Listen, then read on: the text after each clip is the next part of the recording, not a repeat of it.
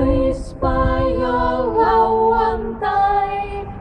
Lapset kun nukkuu, niin kukkumolla auki, se on sellainen koti äidin lauantai. Ei tätä tapa, ei. Lapset kun nukkuu, niin kukkumolla auki, se on sellainen koti äidin lauantai. Punkkupulla. Sunnuntai-aamuna 6 nousen, kun lapsista huutavan kuulen jo toisen. Puuro jo porise, kun vaippoja vain tanssit purana ja kahtiani jaksaa taas.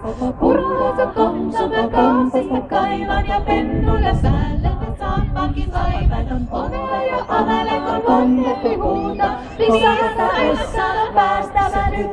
Äiti huutaa. Arki taikka pyhä lopun kotityöt ei koskaan. Mikä kokan sivuun, ettei lapset puhu roskaan. On kai se ansaittu äidin lepohetki, kunhan saapuu viimeinkin lauantai. Lapset kun nukkuu, niin punkkupulla auki, se on sellainen koti äidin lauantai. Lapset kun nukkuu, niin punkkupulla auki, se on sellainen koti äidin lauantai. Punkkupulla. Mies kyllä iltaisin kotiin aina saapuu. Kengät heittää jalasta ja sohvalle kaatuu. Perjantaina peiton alla heti aukeaa. Kyllä jälleen raittiuslupaukset raukeaa.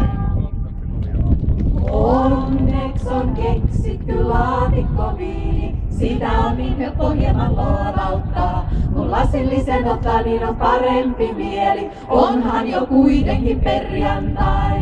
Punkkupulla. Lapset kun nukkuu, niin punkkupulla auki, se on sellainen koti äidin Ei lauantai. tapa, ei.